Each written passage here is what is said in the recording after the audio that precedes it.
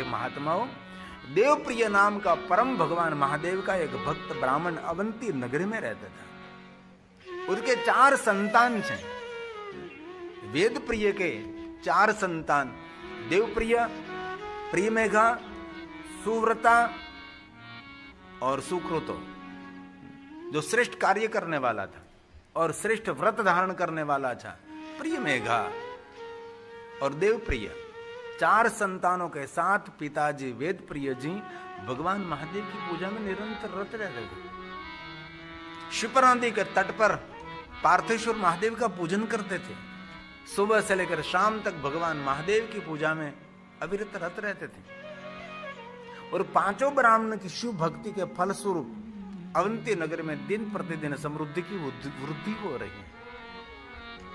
नगर में किसी में कोई रोग नहीं, कोई द्वेष नहीं, सब शांति से जो कुछ कल्पना करते हैं, मांगते हैं, सब कुछ सबको मिलता है।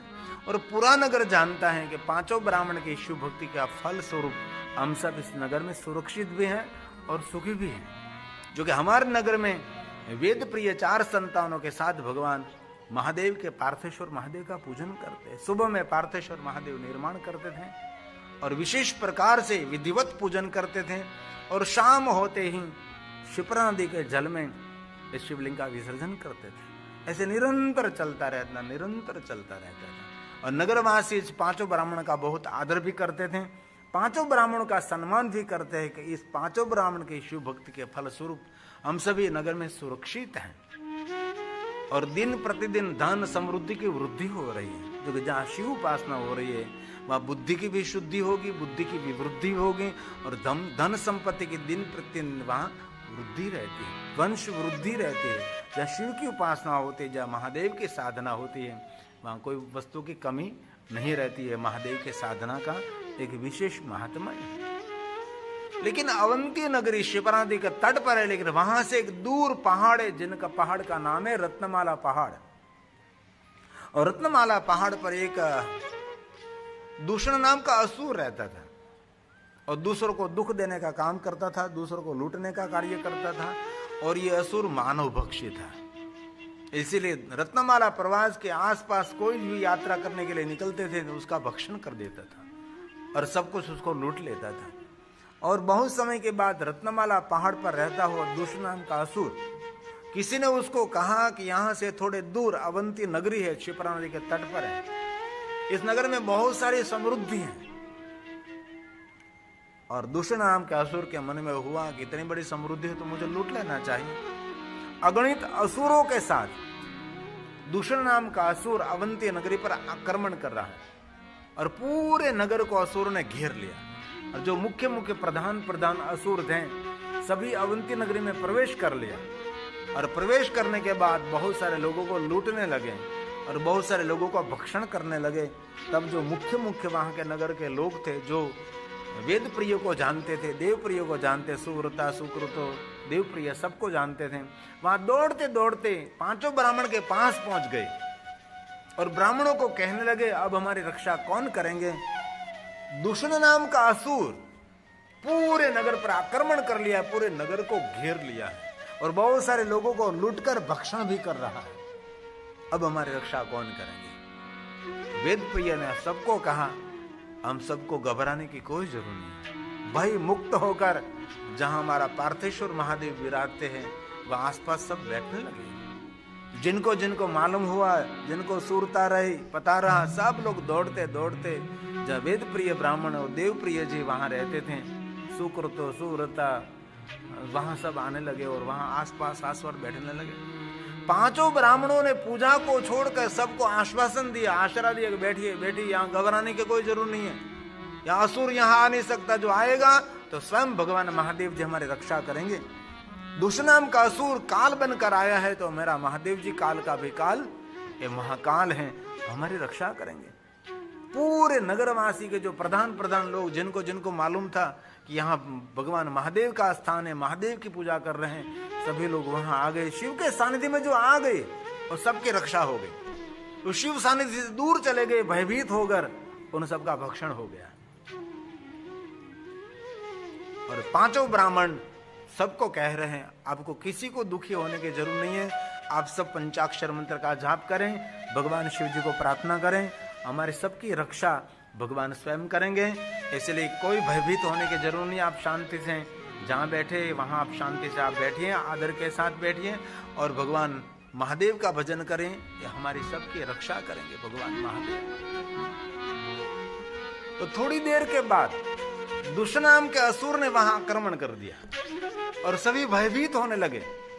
लेकिन वेद प्रिय जी ने कहा, किसी को स्थान छोड़कर कहीं दूर जाना नहीं है, आपकी सुरक्षा यहां ही रहेगी।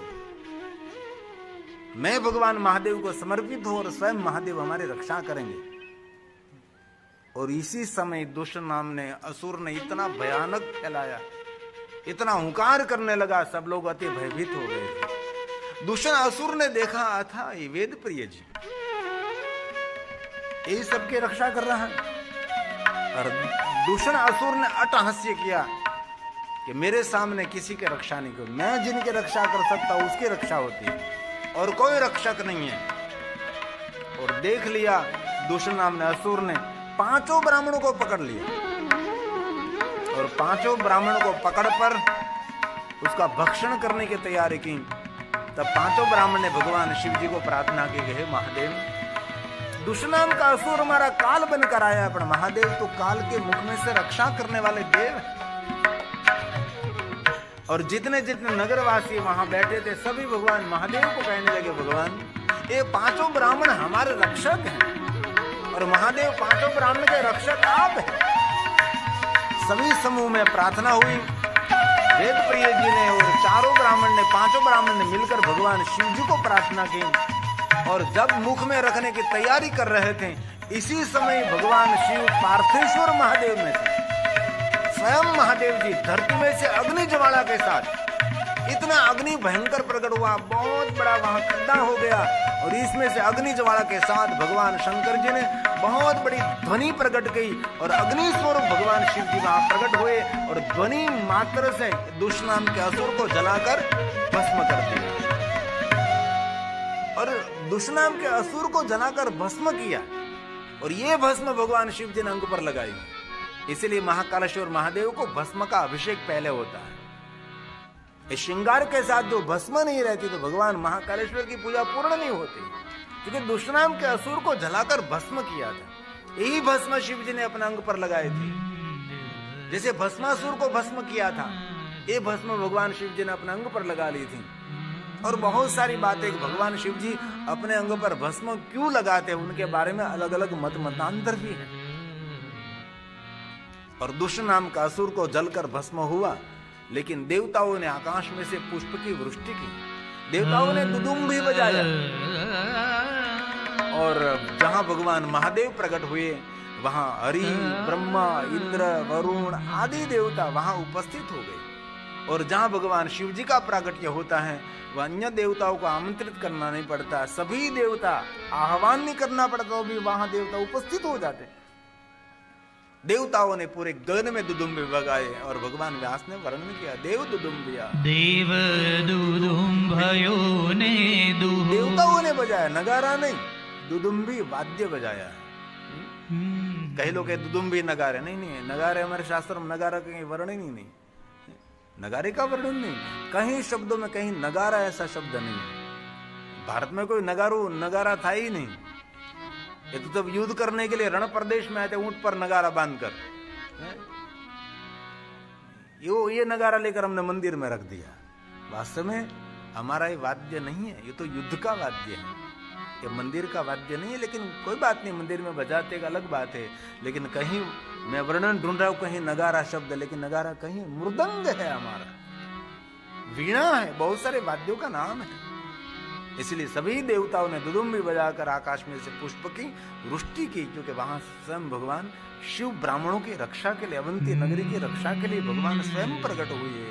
देव दुदुम्भयो ने दुह पुष्प वृष्टिं तथातः देवाः समाययुः सर्वं हरिर्ब्रह्मा दयास्तथा। हरि और ब्रह्मा उपस्थित हो गए। हरिर्ब्रह्मा दया हरि ब्रह्मा सब वहां प्रकट हो गए और सब भगवान महादेव का जय जयकार करने लगे। और स्वयं शिव जी ने कहा, हे ब्राह्मणों, आपके मन में जो कुछ इच्छा हो आप मेरे पास से वरदान मांगे। तब पांचों ब्राह्मणों ने कहा, भगवान मांगने की कोई इच्छा नहीं, बस आपका दर्शन, आपने हमारी रक्षा की, उससे बड़ा वरदान क्या हो सकता है। लेकिन पांचों ब्राह्मण ने भगवान महादेव के लिए कहा कि हे महादेव, जैसे अभी आपने दुष्टों को दंड किया, वैसे आने वाले समय में आपके भक्तों को कोई दुख दे, इस दुष्टों का भगवान उसको दंड देना। आपके भक्तों की महादेव जी आप रक्षा करना, जैसे हमारी रक्षा की, वैसे जितने जितने आपके भक्त हैं उनकी भगवान महादेव आप रक्षा करो। अपने लिए कुछ भी पांचों ब्राह्मण ने नहीं मांगा। और शिव महापुराण ग्रंथ में महादेव के भक्तों के लक्षण का वर्णन है कि महादेव का भक्त कभी भगवान शिव जी को शिकायत भी नहीं करता, फरियाद भी नहीं करता और कभी भगवान महादेव के आगे मांगता भी नहीं। ये शिव भक्तों की विशेषता है। इसलिए पांचों ब्राह्मण ने कहा, हे महादेव, महाकाल महादेव, महाकाल महादेव। ये ब्राह्मणों ने भगवान महादेव को कहा है। दुष्ट दंड कर प्रभो, मुक्तिं प्रयच्छनः शंभो, संसारां बुधित शिव, संसारां बुधित। जितने संसार में महादेव जी आपके भक्त हैं उनकी नित्य रक्षा करो भगवान। जो आपका कोई दर्शन करे, आपका पूजन करे, अर्चन करे, सब मनुष्य को अकाल मृत्यु में से भगवान महादेव जी आप मुक्त करें। और सभी ब्राह्मणों ने कहा कि महादेव जी, और एक दूसरी प्रार्थना है, आप यहां प्रकट हुए, हमारे सबकी रक्षा की है, आप आने वाले समय में भी आपके भक्तों की आप रक्षा करते रहोगे। लेकिन हमारी एक इच्छा है भगवान, जहां आप प्रकट हुए हैं वहां आप लिंग स्वरूप में स्थिर हो जाए, आपका कोई दर्शन करें, आपका पूजन करे, अर्चन करे, मनुष्य का सर्व मंगल हो भगवान। तब पांचों ब्राह्मणों की प्रार्थना से भगवान महादेव जी वहां स्वयंभू लिंग स्वरूप में प्रकट रहे। और सूत पुराण जी ने प्रयाग तीर्थ में कहा, इस शिवलिंग का नाम ब्राह्मणों को काल में से मुक्त किया था, इसीलिए शिवलिंग का नाम रखा महाकाल महावस्थ। महाकालेश्वरो नामः शिव ख्यातश्च भूतले तम दृष्टवा भवेत्। जो कोई महाकालेश्वर महादेव का दर्शन करेंगे सपने किंचित दुख वापनोति। महाकालेश्वरो नाम शिव ख्यातश्च भूतले।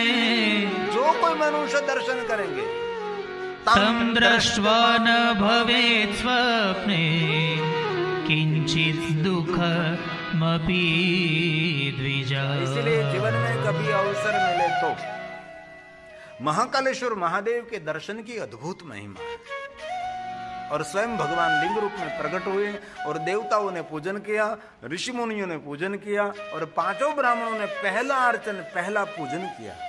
वेद प्रिय ब्राह्मण से लेकर देव प्रिय से लेकर सुकृतो सुव्रतो सबने मिलकर भगवान महादेव का पहला पूजन किया। वहां से भगवान ज्योति स्वरूप में उज्जैन नगर शिप्रा नदी के तट पर भगवान स्वयं तीसरे ज्योतिर्लिंग के रूप में भगवान वहां विराजते हैं। और उसके बारे में बहुत सारी अलग अलग कथा है। उज्जैन में बहुत सारे राजा हुए, सभी राजाओं ने महाकालेश्वर महादेव को ही राजा माना है। ये नगर के राजा हुए, लेकिन वो स्वयं भगवान शिव को समर्पित हो जाते थे और कहते थे, इस नगर के राजा महादेव आप, हम तो निमित्त मात्र इस नगर की व्यवस्था संभालते हैं, जो कुछ करता हरता संहारता महादेव तू है। ऐसे पुराण काल में उज्जैन नगर में एक श्रेष्ठ राजा हुआ जिसका नाम है चंद्रसेन। चंद्रसेन हवयो महान महान बुद्ध जा राजा और शास्त्रार्थ करने वाला राजा था, जितेंद्रिय था और परम भगवान महादेव का भक्त था। जो महाकालेश्वर के बारे में उसकी पेटा कथा उपकथा कहते हैं, ऐसी एक नहीं अनेक कथा जैसे सोमनाथ महादेव के साथ जुड़ी हुई बहुत सारी कथा है, वैसे ही इस उज्जैन के अंदर महाकालेश्वर महादेव के जुड़ी हुई बहुत सारे राजाओं की अलग अलग कथा है। इनमें से एक राजा श्रेष्ठ हुए जिनका नाम है चंद्रसेन। जो उज्जैन नगर के राजा थे। उज्जैन्याम्बुद्रजा महान राजा हुए। चंद्रसेन हवयो महान सर्वशास्त्रार्थ तत्वज्ञ तत्व को जानने वाला और शिव भक्तो जितेंद्रिय शिव भक्तो जितेंद्रिय महादेव का परम भक्त हुआ, जितेंद्रिय था और शिव जी को समर्पित था और सुबह से शाम तक महाकालेश्वर महादेव की पूजा में रत रहते थे। उसका मित्र था, उसका नाम था मणिभद्र और मणिभद्र के पास एक चिंतामणि था। जिनके पास चिंतामणि रहता है उनको कोई चिंता स्पर्श नहीं कर सकती। और चिंतामणि का दूसरा प्रभाव था, जो मन में चिंतन करे उसकी कामना पूर्ण होने लगती थी। तो मणिभद्र के पास ये चिंतामणि था। तो मणिभद्र के मन में हुआ कि मैं तो सामान्य मानव हूं, ये चिंतामणि मेरे लिए बहुत लाभदायक नहीं रहेगा। लेकिन इस उज्जैन नगर के जो राजा है चंद्रसेन, उसकी विचारधारा श्रेष्ठ है, उदार भी है, महादेव का भक्त भी है और जितेंद्रिय भी है और परोपकारी भी है और शास्त्र का अर्थ करने वाले श्रेष्ठ राजा हैं। इसीलिए मेरे पास जो ये चिंतामणि है ये राजा चंद्रसेन को मैं अर्पण कर दूं तो राजा का भी शुभ होगा, पूरे नगर का भी शुभ होगा, सभी शुभ भोक्ता का मंगल और कल्याण होगा। इसलिए मणिभद्र ने उसके मित्र राजा चंद्रसेन को चिंतामणि अर्पण किया और राजा के पास, चंद्रसेन के पास चिंतामणि आया तो राजा जो अपने मन में चिंतन करे और सब कुछ उसको उपलब्ध होने लगा। दूर दूर कोई राजा को चिंता नहीं रही और राजा चंद्रसेन ने कहा मणिभद्र को, मणिभद्र अब मेरा संपूर्ण मन भगवान शिव को समर्पित हो गया है, क्योंकि मेरे को आसपास कोई चिंता ही नहीं। और दिन प्रतिदिन राजा चंद्रसेन की शिव भक्ति के फलस्वरूप नगर में दिन प्रतिदिन समृद्धि की वृद्धि होने लगी। और एक समय तो ऐसा आया कि कौन राजा कौन प्रजा ये भी पता न लगे। जैसे राजा ठाठ माठ से रहता है वैसे ही प्रजा भी रहने लगी। किसी को मालूम नहीं वो कौन राजा है कौन प्रजा है। और पूरे नगरवासी सब जानते थे कि जो हमको सुख मिलता है, समृद्धि मिल रही है, सब कुछ राजा चंद्रसेन की शिव भक्ति का फल है। ये दिन रात भगवान महादेव की भक्ति करता है, इसलिए हम सबको सुख मिल रहा है, हम सबको शांति मिल रहा है, हम सब सुरक्षित हैं, हम सब आरोग्य से भरे हैं, समृद्धि की कोई कमी नहीं है। दिन प्रतिदिन राजा चंद्रसेन की भक्ति की वृद्धि होने लगी। अब तो राजा कभी कभी जाता है राजमहल में, दिन भी वहां बीतता है, रात भी वहां बीतती है, कभी कभी जाना पड़ता है।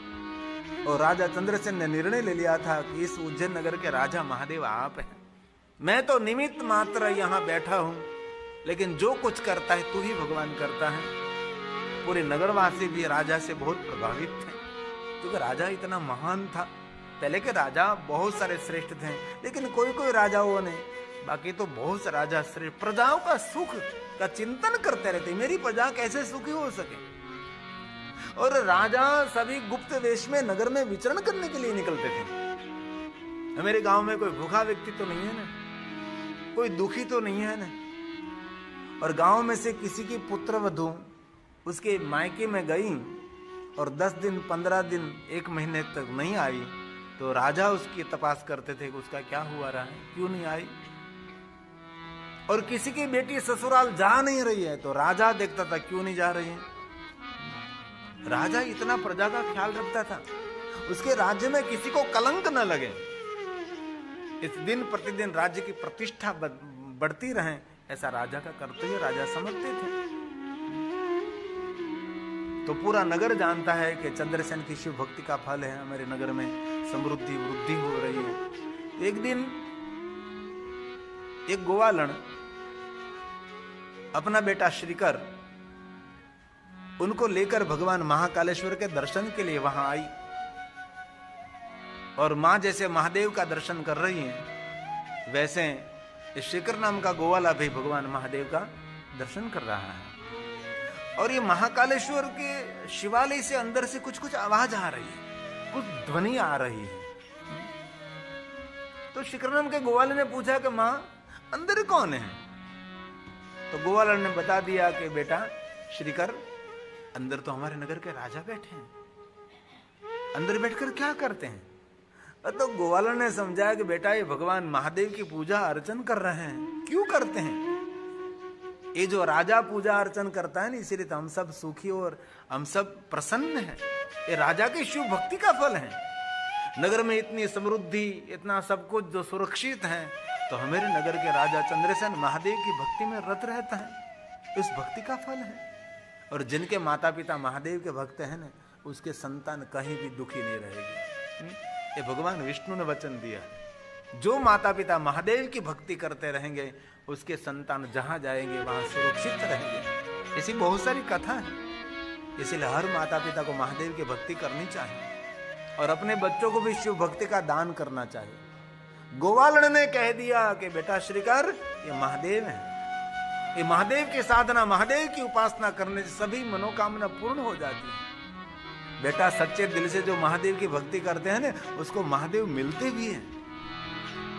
मां महादेव मिलते हैं। गोवालन ने जो गोवालन थी उसने तो भली भोली भाषा में कह दिया कि हाँ बेटा महादेव मिलते हैं। तो मां महादेव कैसे दिखाई देते हैं? तो गोवालन ने वर्णन किया कि बेटा मस्तक ऊपर जटा रहती है, हम सबको 2 नेत्र है, उसको कपाल में नेत्र रहता है, और नेत्र के ऊपर एक चंद्र विराजमान है, जटा से गंगा बहती है, बड़े बड़े सर्प धारण किए रहते हैं और मृगचर में पहने हुए वो रंग पर भस्म लगाई होती हैं और त्रिशूल डमरू रखते हैं, जिनकी मुखमुद्रा प्रसन्न रहती है। ऐसे भगवान शिव हैं। और शिखर नाम के गोवाल ने चित्र बना लिया कि महादेव ऐसे हैं। बाद में तो छोटा था, इसीलिए माँ के साथ शिवालय आता था, महाकालेश्वर का दर्शन पूजन करता रहता था, परिक्रमा करती थी माँ, तो साथ में परिक्रमा भी करता था। समय बीत रहा था, समय धीरे धीरे जा रहा था और इस शिखर नाम का गोवाल ने किशोर अवस्था में प्रवेश कर लिया, थोड़ा बड़ा हो गया। माँ ने कहा बेटा अब तो मेरी अंगुली छोड़नी पड़ेगी तुझे, समय समय पर सबको छोड़ना पड़ता है। क्यों माँ? अब तो बड़ा हो रहा है, अब तेरे हाथ में मेरी अंगुली ठीक नहीं लगती, अब तेरे हाथ में लकड़ी ठीक लगेगी। माँ ने एक सुंदर लाठी दी और माँ ने कहा बेटा हम तो ग्वाले हैं ना, ये हमारी समृद्धि, हमारा धन है, ये गाय माता की आपको सेवा करनी है। सुबह से आपको जाना है सभी गाय माता को लेकर, शाम तक गाय माता को चराने के बाद, सब गाय माता को तृप्त करने के बाद शाम को वापस आना है। सुबह से शाम आपको जाना है। ले बेटा खाने के लिए थोड़ा ले जा तू भाता। गोवालन ने श्रीकर नाम के अपने बेटे को खाने के लिए कुछ दिया भाता और ये लाठी लेकर गया गायों को चराने के लिए। सभी गाय शिप्रा नदी के तट पर घास खाने लगी और शिखर नाम का गोवाला देख रहा है कि मेरी सभी गाय घास खा रही है। शाम तक वापस आया, थक गया, सो गया। फिर सुबह में जल्दी उठकर माँ ने कहा ले बेटा लाठी, गायों की सेवा करने के लिए निकल। और सुबह से निकल जाता है, शाम तक करता रहता है। और श्रीकर नाम के गोवाले के मन में हुआ करें, पहले तो छोटा था, माँ की अंगुली पकड़कर मैं महाकालेश्वर के दर्शन के लिए जाता था, अब तो बड़ा हो गया, अब तो माँ सुबह से गायों को चराने के लिए भेज देती है, शाम हो जाती है, कुछ भी नहीं होता मेरे लिए। ऐसे विचार करते करते हाथ में एक लाठी लेकर गायों को लेकर जा रहा है। शिप्रा नदी के तट पर गाय सभी घास खा रही हैं और वहां शिप्रा नदी के तट पर शिखर नाम का गोवाला बैठा है, देख रहा है। और शिप्रा नदी के जल प्रवाह में उसने देख लिया तो सुंदर एक शिवलिंग जैसा एक पाषाण दिखाई दिया। धीरे धीरे शिखर नाम का गोवाला शिप्रा नदी के जल में नीचे उतरा और वहां से शिवलिंग उठाया और शिप्रा नदी के किनारे पर उसको स्थापित कर दिया। शिप्रा नदी के जल से पूजन किया, आसपास बहुत सारे फूल खिले थे, पुष्प खिले थे, महादेव को चढ़ाया। बहुत सारे वन में से पत्ते लेकर भगवान को सुंदर सजाया और काले घैली भाषा में भगवान शिव जी का नाम लेने लगा और भगवान महादेव की स्तुति भी करने लगा। बस शाम तक गायों को लेकर घर जा रहा है। फिर दूसरे दिन गाय सभी घास खा रही है और शिप्रा नदी में से जल लेकर भगवान को, शिव जी को जलाभिषेक कराते थे, पुष्प चढ़ाते थे, पत्र चढ़ाते थे। लेकिन धीरे धीरे उसका मन शिवलिंग के अंदर ओतप्रोत होने लगा। बाद में तो समय का भी पता नहीं लग रहा था और गाय के ऊपर ध्यान भी नहीं रहता था। और घटना ये हुई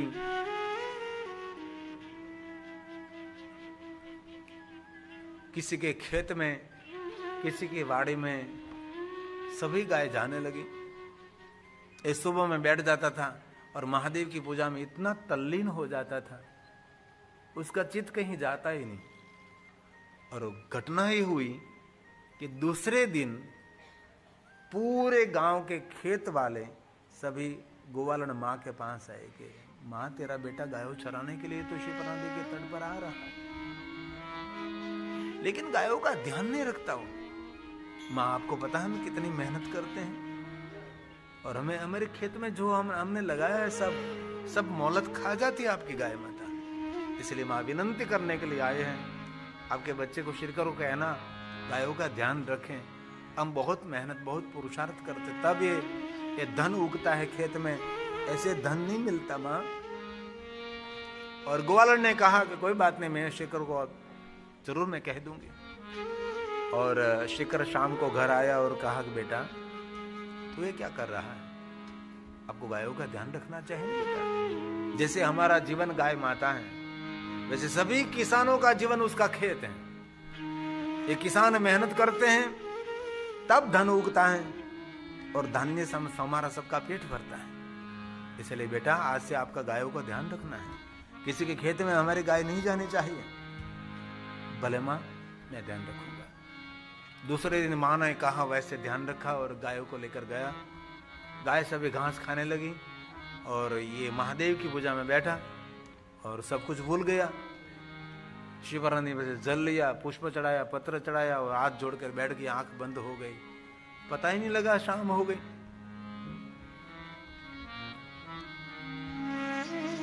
ऐसे एक लौकिक दृष्टांत है, मैंने बहुत समय पहले कहीं मैंने पढ़ा था। एक पुलिस वाला महादेव का परम भक्त, पुलिस स्टेशन के पास में एक शिवालय, और पुलिस स्टेशन में वो पुलिस वाला नौकरी करने के लिए, इससे पहले भगवान महादेव की पूजा करने के लिए जाता था। रोज उसका क्रम था पहले भगवान की पूजा करने के लिए, और पूजा करने में बैठ जाता और नौकरी में भी देरी हो जाती थी। तो रोज उसका ऊपरी अधिकारी उसको धमकाते थे और कहा कल मैं समय पर आऊंगा, 5-10 मिनट भी देरी से नहीं आऊंगा। और फिर दूसरे दिन यही होता था। और आज तो कह दिया उसको कि कल जो तू देरी से आया तो तेरी नौकरी गए समझना, अधिकारी ने कहा। पुलिस वाले ने कहा नहीं, कल मैं समय पर पहुंच जाऊंगा। और शिव के दर्शन के बिना तो कभी ऑफिस में जाता नहीं था। और महादेव की पूजा के लिए पुलिस वाला बैठा, मन में है कि मुझे समय पर वहां ऑफिस में पहुंचना है। और भगवान को कहा एक आधी मिनट के लिए मैं आपका ध्यान कर लूं। और ये पुलिस वाला बैठा, आंख बंद की और आंख खोली तो शाम हो गई। पुलिस वाले के मन में हुआ कि आज ते नौकरी गई। और ये जल्दी शाम तक ऑफिस में गया। मैं क्षमा चाहता हूं, मुझे तो नहीं देरी से आना था, लेकिन मैं वहां बैठा। अरे तू क्यों झूठ बोल रहा है, तूने पूरे दिन ड्यूटी तो की, अभी तू साइन करके यहां से गया है। तब पुलिस वाले ने कहा ये तेरा पट्टा, ये तेरी नौकरी। अभी पुलिस वाले ने संन्यास ले लिया कि मेरे लिए मेरे महादेव ने नौकरी कर ली। ए शिव जी भक्तों की लाज रखते हैं। और इस नगर का, इस गांव का मुझे नाम भी याद था, लेकिन अभी मेरे स्मृति में नहीं है। ऐसे गांव में अभी भी ये शिवालय, ये पुलिस स्टेशन, सब कुछ है। ऐसी बहुत सारी घटना होती है। भाव से सब कुछ होता है, भाव भावाकरम शिवम, सब कुछ हो सकता है। शिकर नाम का गोवाला महादेव की पूजा के लिए बैठ गया, भूल गया गायों को। फिर दूसरे दिन यही सब किसान आए कि मां अब तो बहुत हो गई, हमारा पूरा खेत खराब कर देती आपकी गाय, आप शिरकों को जरा समझाना। और गोवाला ने कहा भले किसान, मैं बच्चे को अच्छे से समझा दूंगी। और मां ने श्रीकर को कुछ भी नहीं कहा, लेकिन मां देखना चाहती थी ये कहां जा रहा है। और शिकर हाथ में लाठी लेकर गया गायों को चराने के लिए शिप्रा नदी के तट पर। मां अपने पुत्र को पता न लगे श्रीकर को ऐसे छुपती लपाती पीछे जा रही है कि ये कहां जा रहा है। गिल्ली डंडा खेलने के लिए जा रहा है, गायों को छोड़कर अन्य स्थान पर जा रहा है। मां को पता नहीं कि ये भगवान का भक्त बन गया है। और मां पीछे मां गई, तो देखा तो गाय सब घास खाने लगी और ये शिप्रा नदी के तट पर सुंदर एक शिवलिंग स्थापित किया था और पूजा करने के लिए बैठ गया। पूजा पूर्ण होने के बाद आंख बंद की और भगवान शिव में ध्यान लग गया उसका। ओ वो तो बड़ा भक्त हो गया है। वृक्ष की घटा में मां छुपी थी, बाहर निकली और शिखर को पकड़ा, तू क्या कर रहा है? शिखर ने कहा कि मां ये मेरा महादेव है। और मां गोवालर ने कहा ऐसे कोई महादेव नहीं होते, तो देवालय शिवालय में होते हैं, ये तो तीर्थों में होते हैं, ये तो मंदिरों में भगवान देते हैं, जहां तहां भगवान नहीं होते। ये गलत कर रहा है तू। जैसे हम कहते हैं ना कि मंदिर में भगवान होते हैं, किसी के हृदय में भगवान होते हैं, ऐसा हमने कम कहा ना। मां ने बहुत धमकाया, बहुत धमकाया। धमकाते धमकाते माता गोवालर ने शिवलिंग को उठा लिया और शिवलिंग उठाकर शिप्रा नदी के जल में फेंक दिया। अब कोई भगवान नहीं, भगवान मंदिर में, भगवान जहां तहां नहीं होते। गायों का ध्यान रखना, मुझे कितनी शिकायत सुननी पड़ती है, नहीं बोलने जैसे शब्द बोल बोल कर मां गई। मां तो चली गई, लेकिन शिखर को बहुत दुख हुआ कि मेरी मां ने मेरे महादेव को नदी में फेंक दिया। और हाथ जोड़कर भगवान महादेव को कहने लगा कि हे महादेव, मेरी मां बहुत भोली है, मुझे मारती है लेकिन किसी का मार खाने नहीं देती। मां मुझे बोलती है लेकिन किसी को मेरे बारे में बोलने नहीं देती है, मेरी मां है। महादेव के आगे क्षमा मांगने लगा कि हे महादेव, मेरी मां को क्षमा कर देना। मुझे पता है आपको पकड़कर नदी में फेंक दिया, जल प्रवाह में। मैं रोज आपकी पूजा करता था, रोज आपका अर्चन ध्यान करता था। आज हमारी मां ने ही महादेव आपको पकड़कर नदी में फेंक दिया। मेरी मां का शुभ करना, मेरी मां का भगवान मुझको माफ कर देना, क्योंकि मुझे भक्ति का मार्गदर्शन मेरी मां ने ही दिया है। और आंख बंद करके महादेव को याद करते करते शिखर रो पड़ा। आज और कोई होता तो शिखर बहु कुछ कर सकता, लेकिन मां थी, करे तो क्या करे। और भगवान महादेव में हुआ, अरे भला भला गोवाला, गायों चराने वाला, जिनको भक्ति पूजा अर्चन का कोई ख्याल भी नहीं, न जानो पूजा वंदन, ना पूजा की रीत, कुछ भी उसको पता नहीं,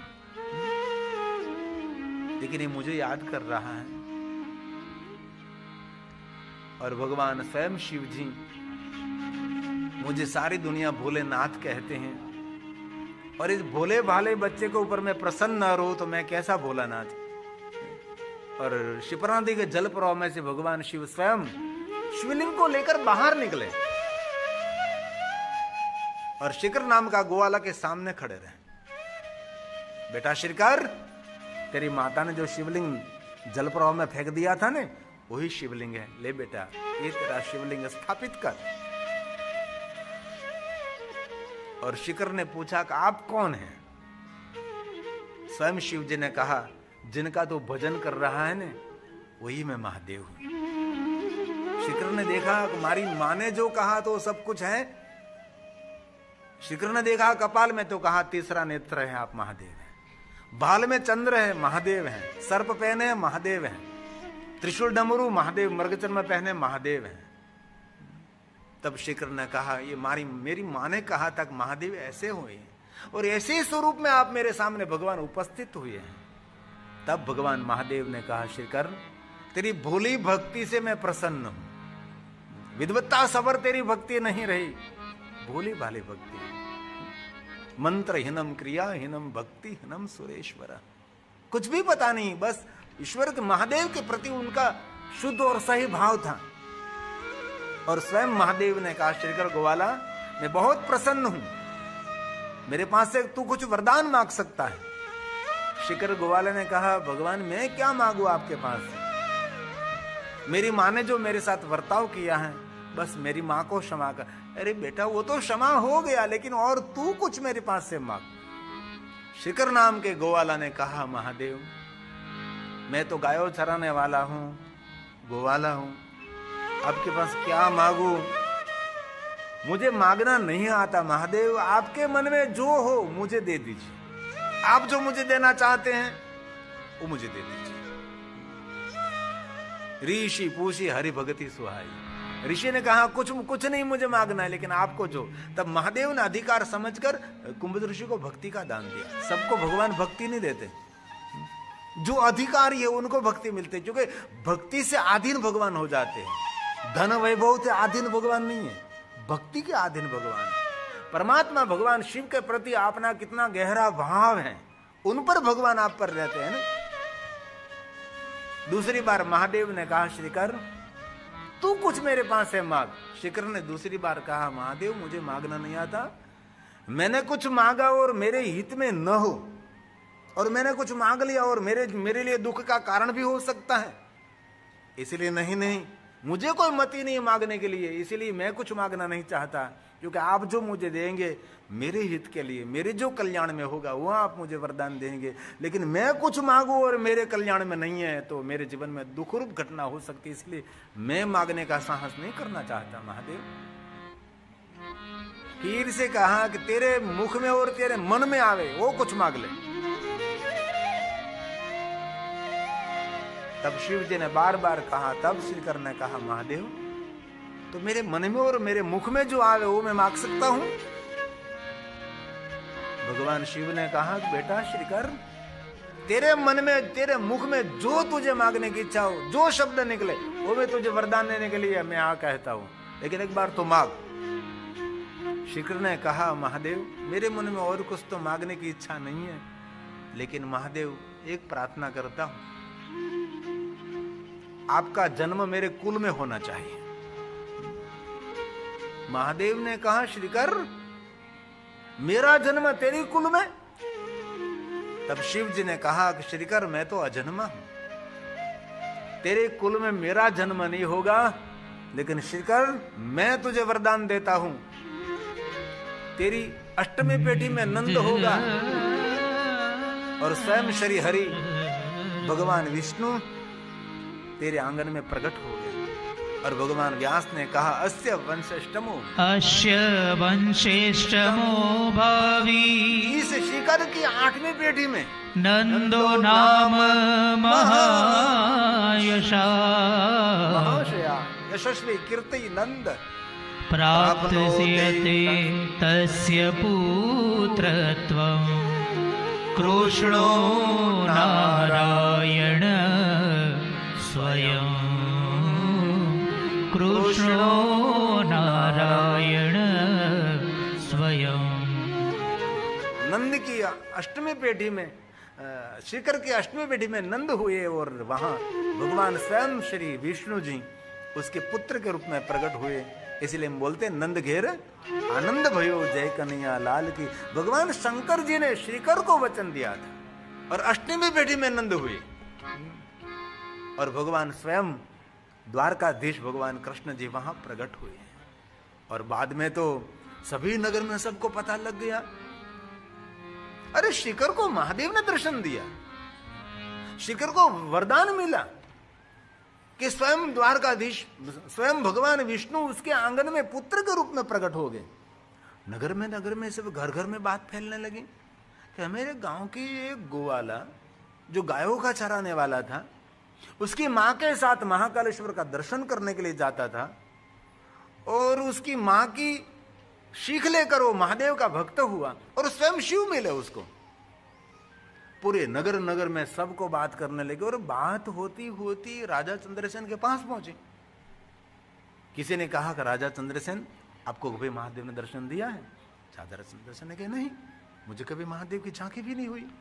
आपके गांव के गायों चराने वाले गोवाले को स्वयं महादेव मिले। और राजा चंद्रसेन इतना भाव विभोर हो गया, क्या बात, मैं दिन रात महाकालेश्वर महादेव के सानिध्य में बैठा रहता हूं, लेकिन मुझे शिव जी की कोई झांकी नहीं हुई। और एक गायों चराने वाला गोवाला, उसको महादेव का दर्शन हुआ। राजा ने कह दिया उसके मंत्रियों को, जाओ मंत्री कल रात दरबार में शेखर नाम का गोवाला को उपस्थित कर मेरे सामने। राजा चंद्रसेन ने कहा मंत्रियों मैंने तो भगवान का दर्शन नहीं किया है, लेकिन जिन्होंने भगवान का दर्शन किया उनका मैं दर्शन कर लूं, तो अभी मेरा जन्म सफल हो जाएगा, इसलिए उसको राज दरबार में लाओ। और दूसरे दिन राज दरबार भरा। राजा चंद्रसेन ऊंचे आसन पर बैठा और बहुत सारे मित्र राजा भी बात को सुनकर आए राज दरबार में बैठने के लिए, देखने के लिए क्या होने वाला था। गांव में से बहुत सारे सज्जन लोग, जेठसी श्रेष्ठी लोग वहां पधारे। पूरा राज दरबार ठाठ माठ से भरा है। सभी मंत्रियों के साथ, खजांची के साथ, नगर के प्रधान मुख्य लोग सभी राज दरबार में आ गए। और राजा चंद्रसेन के बहुत सारे मित्र राजा थे, वो भी सभी आ गए। दूसरे दिन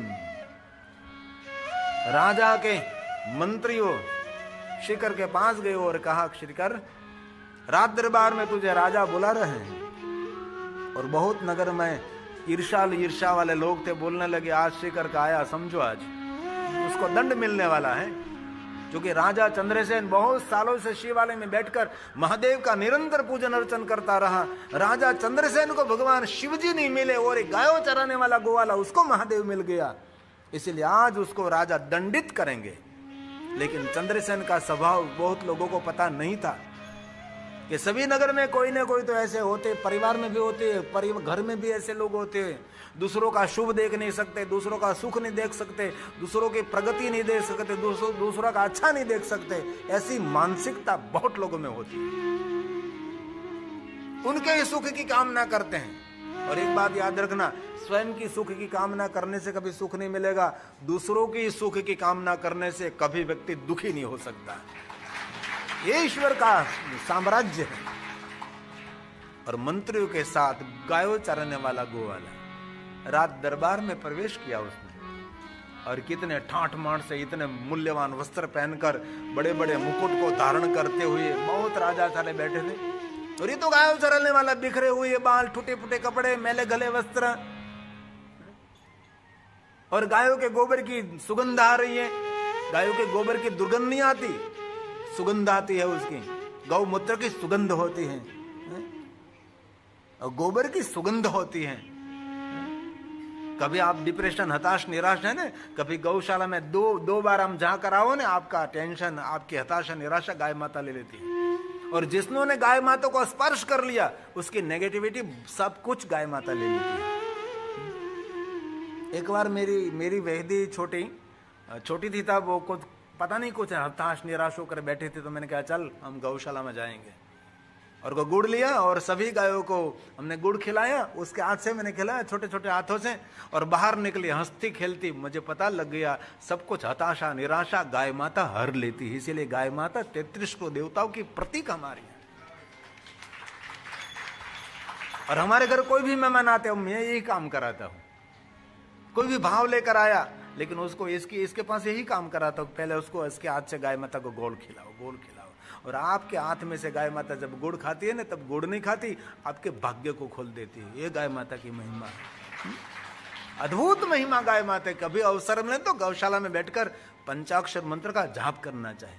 कभी अवसर मिले तो गाय माता की परिक्रमा करनी चाहिए। ये गोबर, ये गौमूत्र, ये हमारे लिए अमृत तुल्य है। ये महिमा गाय माता की है। लेकिन हमारी देशी गाय होती है, यहाँ आपकी गाय थोड़ी सी अलग रहती है ना, जिसमें सूर्य नाड़ी नहीं होती। ये जो गायों की एक जाति होती है, कॉकरेज गाय आती है, देशी गाय आती है, गिर गाय आती है, यानी अलग अलग गाय माता का बहुत सारी हैं जो निष्णांत लोग हैं। एक मैं बीच में एक बात कर दूं आपको, हमारे एक अहमदाबाद में राजेंद्र सिंह राणा है, गोहिल, राजेंद्र सिंह गोहिल, और इतना गायों का भक्त है, अकल्पनीय गाय भक्त। मुझे भी गिर गाय मुझे भेंट में गौशाला में दी, बहुत सुंदर गाय है गिर गाय, और इतनी शांत गाय गिर गाय है, भेंट में दिया मुझे। और गिर गाय सस्ते में नहीं आती, बहुत महंगी होती है, तो उसको भेंट में देने आया। तो उसकी बहुत बड़ी गौशाला है, और नंदी महाराज भी, इतने बड़े बड़े नंदी उनके पास है। नजदीक जाते थे इतना फुफकार करते कि भल भला व्यक्ति वहां से डरकर भाग जाएगा, इतने बड़े बड़े नंदी रखते हैं अहमदाबाद में। तो उसके बेटे का विवाह था, क्षत्रिय है राजेंद्र सिंह, तो उसके बेटा का विवाह था। तो शाम के समय विवाह था, जो टेलीविजन में देखते वो व्यक्ति।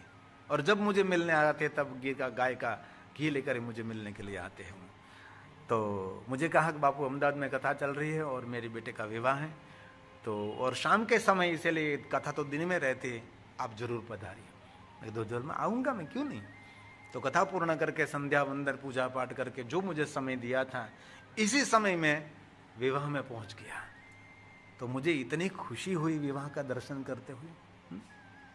सुंदर विवाह विधि हो रही थी, वर और कन्या दोनों विवाह मंडप में बैठे थे। 11 ब्राह्मण थे, सुंदर एक के बाद एक मंत्र बोलते थे और समय समय विधि विधि के मंत्र का गायन कर रहे थे।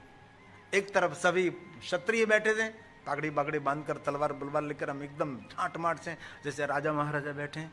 एक तरफ बहुत सारे क्षत्रिय बहनें बैठी थी, इतना ठाट माट के साथ जैसे राज दरबार में मैं आ गया। और मैंने चारों तरफ देखा और मैंने एक दृश्य देखा कि चारों तरफ गाय माता बांधी थी और गौशाला में उसके बेटे का विवाह हो रहा था। चारों तरफ गाय माता गाय माता गाय माता, और गौशाला में उसके बेटे का विवाह रखा। कोई रिसोर्ट में नहीं, कोई पार्टी प्लॉट में नहीं, जहां गाय माता उसकी रहती थी, गौशाला में उसने बेटे ने विवाह किया। और ये बात मैंने बहुत बार कथा में भी कही है, ये विचारधारा है। इसलिए आपकी रहन सहन, आप कहां जाते, किसके साथ रहते हैं, आपकी विचारधारा क्या, आपकी खाने पीने से आपका जीवन पहचाना जाता है। किसके साथ रहते हैं ये उसकी सभी गौशाला है। और दुनिया में ऐसे बहुत लोगों को मैं मिला हूं। एक गांव में मैं शमशान का ओपनिंग करने के लिए गया था। इस दिन कोई मरा ही नहीं, इतना सुंदर शमशान बनाया था। तो मैं गया, मुझे बहुत अच्छा लगा, क्योंकि शमशान में तो मुझे ही ले जाते हैं, क्योंकि मैं महादेव का भक्त हूं। ऐसा लगे गिरी बापू को ही ले जाना चाहिए। कृष्ण भक्तों को शमशान में नहीं जाता, राम भक्तों को मुझे ले जाते, क्योंकि महादेव का भक्त है। शमशान कीड़ा समर हर पिशाचा सहचरासिता भस्मलेप, इसीलिए मुझे ले जाते हैं। तो मैं गया तो एक बात वहां से मुझे बहुत सुंदर मिली। सुंदर शमशान बनाया था। मैं रास्ते जा रहा, दोनों तरफ नीम के पेड़ थे। और इस गांव के मुखिया ने मुझे बताया कि बापूजी मेरे गांव में एक दादाजी थे और रिटायर्ड हो गए। एक लाकड़ी दोनों तरफ पत्रे के डब्बे बांधकर उसके घर के दरवाजे से शमशान के द्वार पर दोनों तरफ उसने नीम के पेड़ लगाए। गुजराती में कहूँ तो ये दादानो डेलो न्याथी બંને તરફ એને લીમડાના ઝાડ વાવ્યા શમશાનના દ્વાર સુધી। આખું ગામ આજે પણ યાદ કરે છે કે આ દાદા જતા રહ્યા પણ દાદાના વાવેલા લીમડા હજી એની યાદ દેવડાવે। આવી તો અનેક મેં સત્ય ઘટનાઓ જોઈ છે। ઘણા ડાયા માણસ સમાજમાં બહુ સારા માણસો હોય છે, સારા વિચારો પ્રદાન કરનારા અને સારું કાર્ય કરનારા માણસો હોય છે। तो रात दरबार में प्रवेश किया श्रीकर ने। आवाज क्यों कम हो गया, किसका आवाज आ रहा है? अरे भली थाय तमारी, मैं कदा डिस्टर्ब क्या थी था इसमें कीधुं। मैं तो बाहर थी कोई आवाज आवतो छे, कोई मशीनरी शरू छे। बहुत शांति करे, खूब खूब आभार। सर सुर बसूर कर देता था हमारा।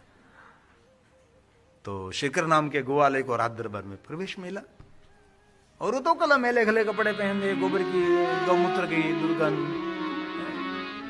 बिखरा हुआ चेहरा, बिखरे हुए बाल। ग्वाला तो ऐसे होता है ना, गायों चराने वाले कैसे होते हैं। गाय चराने के लिए सूट बूट हम टाई बंद कर गाय चराने के लिए कोई नहीं जाता ना, ऐसे टूटे फूटे वस्त्र पहन कर जाते, पैर में भी कुछ नहीं होता। रात दरबार में प्रवेश किया, सभी राजाओं ने देखा, उसने शिव का दर्शन किया। निंदा करने लगे, कोई टीका करने लगे। दुनिया है ना भाई, अब भगवत कार्य करते हैं तो कोई अच्छा बोलेंगे, कोई बुरा बोलेंगे। और छोटी उम्र वाली कोई कथा सुनने के लिए जाएंगे, छोटा उम्र वाला कोई कथा सुनने के लिए जाएंगे तो लोग उसके लिए टीका करेंगे। अभी तो उम्र है कथा सुनने की। जब कान में सुनना बंद हो जाए तब कथा सुनने के लिए जाना चाहिए। अब तो सुनाई देता है, क्यों जा रहे हैं? बहरे होने के बाद कथा सुननी चाहिए। सुनने की अभी शक्ति है तो क्यों सुनने के लिए जा रहे हैं? और ऐसे लोग हमारे भाग्य में आते हैं ज्यादातर। लेकिन यहाँ बहुत सारे मेरे युवान भाई बहन हैं, मैं हृदय से उसके लिए महादेव को प्रार्थना करूं। आपको जहां पहुंचना है वहां महादेव आपको सहाय करे। मैं हृदय से महादेव को प्रार्थना करूं, क्योंकि आपके जीवन में बहुत सारा पंथ है। वो और व्यक्ति के पास भविष्य नहीं है, सिर्फ भूतकाल है। कोई बुढ़ा व्यक्ति के पास बैठो तो भूतकाल को याद करेगा। मैं 15 साल में ऐसा था, 20 साल थे, 25 साल का, 40 साल का, 50 साल का। और युवान के पास बैठिए तो 10 साल के बाद मुझे ये करना है, 20 साल के बाद मुझे ये करना है। उसके पास भविष्य है। उम्र में छोटा है, उनको भविष्य उज्जवल बनाना है। राज दरबार में प्रवेश किया श्रीकर ने। कांपता हुआ है, पहली बार राज दरबार देखा है। ठाठ माठ राजाओं का बड़े बड़े मुकुट पहनकर बड़े अहंकार के बैठे हैं। राजा चंद्रसेन ऊंचे आसन पर बैठा है। मंत्रियों ने सामने खड़ा रखा श्रीकर को। हाथ जोड़कर खड़ा है श्रीकर। पहली बार ऐसे माहौल देखा उसने। राजा चंद्रसेन ने कहा, बेटा श्रीकर, मैंने सुना है वो सत्य है? श्रीकर ने कुछ जवाब नहीं दिया। धुरस के श्रीकर रोने लगा। इतना रोया, इतना रोया, इतना रोया।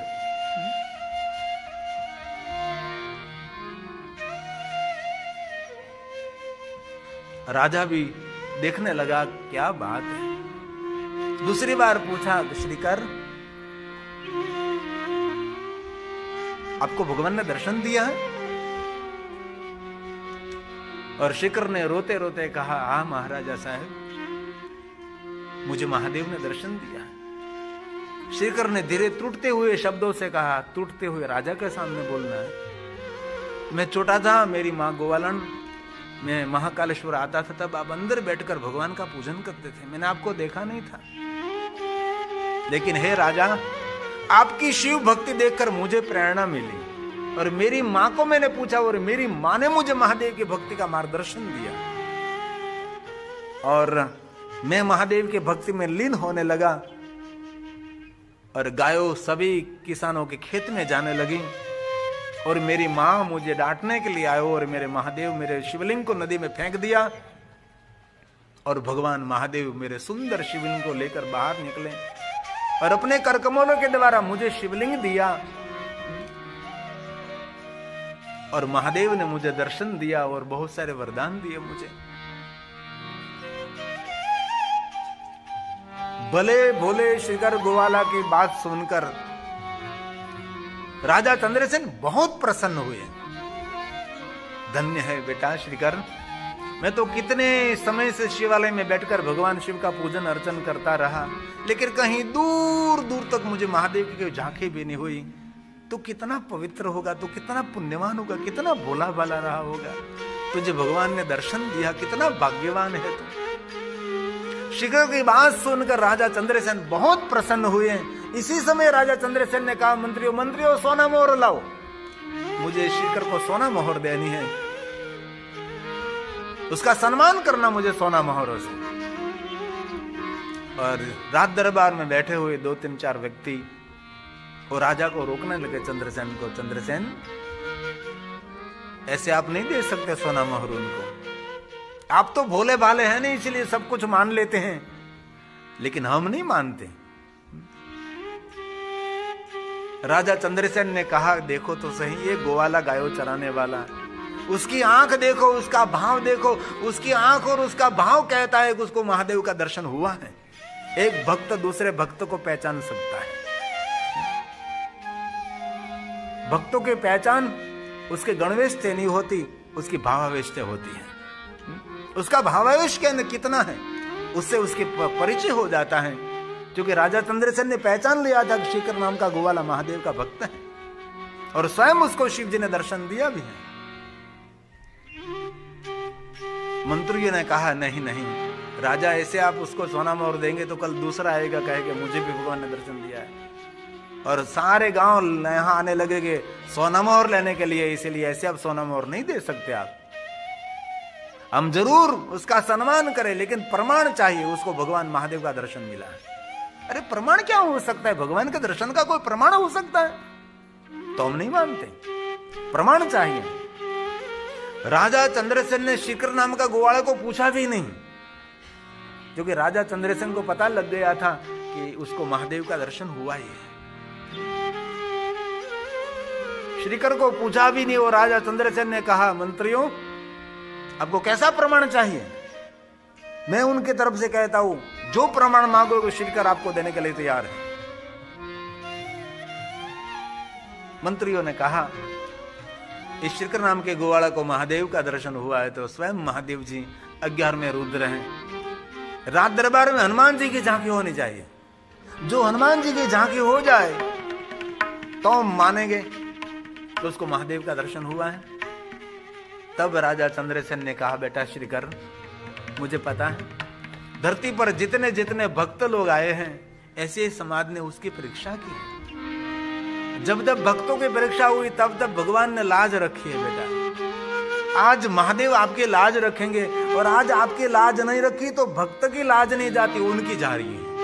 इसलिए बेटा कर आंख बंद, और स्वयं महादेव का स्वरूप है। हनुमान जी महाराज के राज दरबार में झांकी होनी चाहिए बेटा।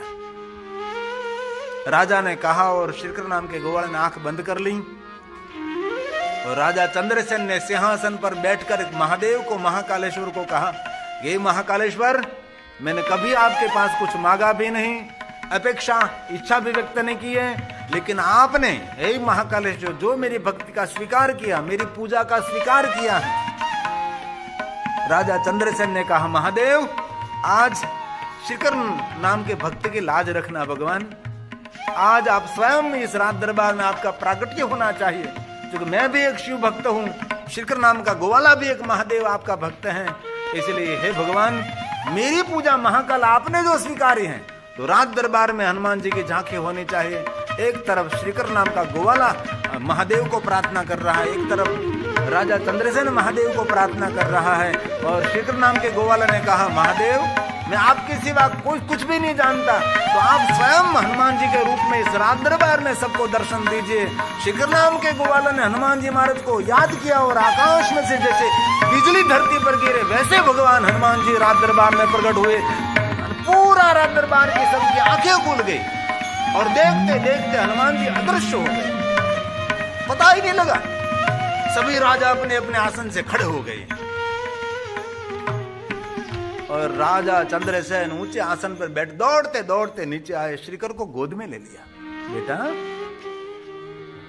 उन सबको हनुमान जी की झांकी हुई, इतने तेजों में स्वरूप जैसे आकाश में से बिजली धरती पर गिरती है, वैसे हनुमान जी राज दरबार में आए, और सब देखा नहीं देखा इसमें तो अदृश्य भी हो गए। राजा चंद्रसेन बहुत प्रसन्न हुआ, श्रीकर धन्य है तो, धन्य है तो। मैंने तो संध्या वंदन किया, कितने स्तोत्र स्तवन का पाठ किया, दिन रात शिव जी का भजन पूजन किया, लेकिन हे श्रीकर, आज मुझे पता लगा कि तेरी भोली भली भक्ति ने भगवान भोलेनाथ को प्रकट कर दिया। इसलिए शिव जी का दरबार का नाम है भाव भावाकरम शिवम। कितनी समृद्धि है, ये महात्म्य नहीं है। महादेव के प्रति आपका कितना भोलापन और कितना भाव है, ये महादेव स्वीकारते हैं। सभी राजा देखते रह गए, देखते रह गए, और राजा चंद्रसेन ने कहा, श्रीकर अब तो मेरे साथ आपका आस्थान लगेगा। और श्रीकर नाम के गोवाले ने मेला घेला, गोवाला मेले गले कपड़े पहने थे, गोबर की सुगंध आ रही थी, गौमूत्र की सुगंध आ रही थी, और श्रीकर को लेकर राजा चंद्रसेन ने उसके आसन पर, सिंहासन पर बिठाया, और सभी राजाओं को कहा कि हे राजा महाराजाओं, भगवान के भक्त का आसन कभी नीचा नहीं होना चाहिए, भगवान के भक्त का आसन तो ऊंचा ही होना चाहिए। और राजा ने सम्मान किया, आदर किया श्रीकर नाम के गोवाले का, और जो ईर्ष्या करने वाले 2-3 मंत्री नगर में थे, ये सबकी मुंडी नीची हो गई। ईर्ष्या करने की हालत तो ऐसी ही होती है ना। आप उन लोगों के लिए जीवन में सफल हो जाओ जो लोग आपको निष्फल होने के लिए देख रहे हैं, उनके लिए मेहनत करो। जो आपको देख रहे हैं कि कैसे निष्फल हो जाए, कैसे निष्फल हो जाए, लेकिन तन लगाकर, मन लगाकर, धन लगाकर, भगवान को साथ में रखकर कभी कोई क्षेत्र में पीछे नहीं हटना है, कभी हिम्मत नहीं हारना है। एक रास्ता बंद हो गया तो भगवान की भक्ति है ना, तो भगवान हजारों रास्ता खोल देते हैं। किसी के बिना ये क्षेत्र अटकता नहीं, किसी के बिना कोई रुकता नहीं है। हजारों बंद बांधे, लेकिन गंगा का जल प्रवाह सागर को ही मिलता है। कितने रास्ते में रुकावट आई, गंगा के जीवन में कितनी रुकावट आई, लेकिन गंगा का जल प्रवाह कभी रुकता नहीं है, क्योंकि आपका भाव होना चाहिए भगवान तक पहुंचना। सच्चा शुद्ध भाव, निस्वार्थ भाव आपको भगवान तक पहुंचाता है। नगर में सबको पता लगा कि रे श्रीकर नाम का गोवाले को राजा ने सम्मान किया। रात दरबार में हनुमान जी की झांकी हुई, पूरे गांव में बात होने लगी। सब गांव के बच्चे को शिव जी का पूजन करने लगे, गांव के बच्चे को हनुमान जी की पूजा करने लगे। सारी बात गांव पूरा भक्ति में रंग गया। और राजा चंद्रसेन ने निर्णय ले लिया कि अब महाकालेश्वर में बैठता हूं, जब तक मुझे महाकालेश्वर महादेव का दर्शन नहीं होगा वहां तक ये शिवालय में छोड़ूंगा नहीं, ऐसी प्रतिज्ञा ले ली। और महाकाल महादेव के सामने बैठ गया राजा चंद्रसेन। सब कुछ छोड़ दिया, अन्न भी छोड़ दिया, जल भी छोड़ दिया, बस मरते तम समय तक मैं यहां ही रहूंगा। शिवलिंग के सामने बैठा रहा, बहुत दिन बीतने लगे। हे महाकाल, आंख बंद करके महाकाल महाकाल महाकाल करता रहा। और आजू बाजू में बहुत सारे छोटे छोटे राजा थे। सब लोगों को पता लग गया कि ये राजा पागल हो गया है, क्योंकि भगवान के भक्तों को लोग पागल ही मानते हैं और वो पागल ही भक्ति कर सकता है। गुजराती में कहो तो डाया माणसो भगवान की भक्ति न कर सके, जे गांडा होय ने ए ज भगवान की भक्ति कर सके छे। नरसिंह गांडो, जलाराम गांडो, तुकाराम, आप हाँ सब गांडा नहीं बन जा। भाई चालिया आ तो गांडा नहीं बन जा। मैं पहला भजन गाता, भाई चालिया तो गांडा नहीं बन जा। અને બધા ગાંડાઓના નામ હતા અંદર। મહારાષ્ટ્રમાં કેટલા ગાંડા છે, રાજસ્થાનમાં કેટલા ગાંડા, ગુજરાતમાં કેટલા ગાંડા। ચાલિયા તો ગાંડાઓ ની વણઝાર। राजा, छोटे छोटे राजाओं को पता लगा कि राजा पागल हो गया है और छोटे छोटे राजाओं ने मिलकर बड़ा सैन्य तैयार किया, उज्जैन नगर को घेर लिया। नगर की समृद्धि के बारे में सबको पता था और अंदर प्रवेश किया राजाओं ने, प्रधान मुख्य राजाओं ने। सबको पूछ लगे कि राजा कहाँ है। सब राजा जैसे ही दिखाई देते थे, क्योंकि इतनी समृद्धि, इतना वैभव था नगर के अंदर। पता ही नहीं लगता कौन राजा है कौन प्रजा है, कौन राजा। हमारा राजा तो सीधा साधा है, महाकालेश्वर महादेव के सानिध्य में बैठा बैठा महादेव की पूजा कर रहा है। और सभी प्रधान मुख्य राजा हाथ में खुली तलवार लेकर महाकालेश्वर महादेव के पटांगण में पहुंच गए।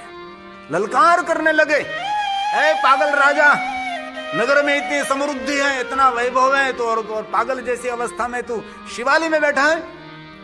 तेरे नगर को हमने घेर लिया है, हम तेरा काल बनकर हम आए। राजा चंद्रसेन ने सुन लिया कि सभी दुश्मन राजा मेरा काल बनकर आया है, लेकिन दुश्मन राजा को पता नहीं आप सभी मेरा काल बनकर आया है, लेकिन मैं महाकाल के सानिध्य में बैठा हूं। जिन पर महाकाल की कृपा होती है उसका कौन काल बाका बाल कर सकता है। और बहुत ललकार की, तब राजा चंद्रसेन का कोई जवाब ही शिवालय में से नहीं आया। तब 2 दिन प्रधान राजा शिवालय के अंदर गए तलवार लेकर। देखा तो चंद्रसेन तो हाथ जोड़कर भगवान महादेव के सामने बैठा था कि हे महादेव, हे महादेव, हे महादेव, रक्षा करो, रक्षा करो, रक्षा करो। तेरी कोई रक्षा करने वाला नहीं, उठ हमारे शरणे था, तेरे नगर को हमने घेर लिया।